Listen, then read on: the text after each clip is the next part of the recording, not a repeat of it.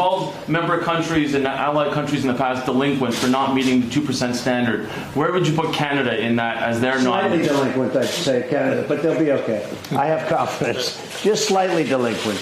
But no, some are major delinquent. Some are way below 1%, and that's unacceptable. And then if something happens, we're supposed to protect them, and it's not really fair, and it never has been fair.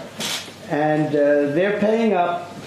We are talking to Germany tomorrow, and they're starting to come along. They have to. They have to. Otherwise, if they don't want to, I'll have to do something with respect to trade.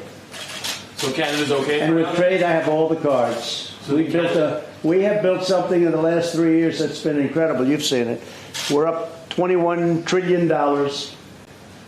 And China's down about $32 trillion.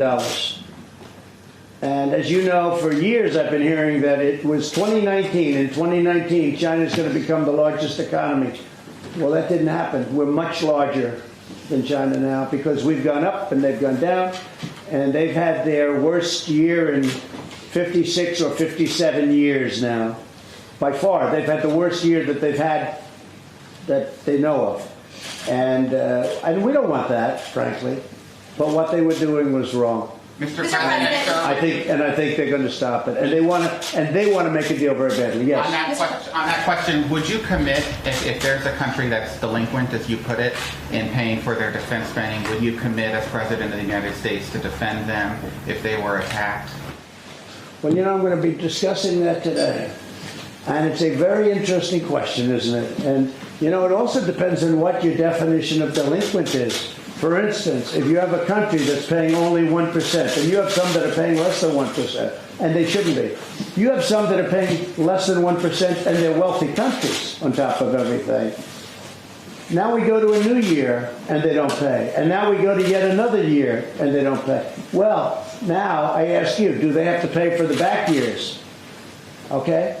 Now, so why is it that they owe us for this year, but every time a new year comes out, they don't have to pay? It's wrong. It's not right. So, I mean, I could say that you could go back 25 years. I won't do that with Canada, of course.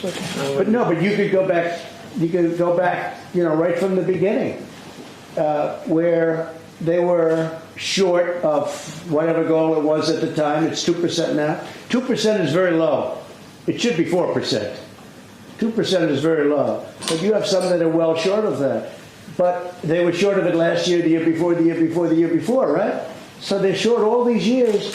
Well, in theory, you don't just say, that's okay, you don't have to ever pay. I mean, they really owe all that money from the past. That's the way I look at it. If Germany, as an example, is paying 1%, and they're supposed to be paying 2%, you're talking about billions of dollars. Well, that means that last year, the year before, all of those years, they would owe us money.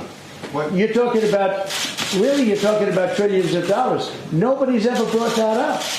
They just keep talking about the present.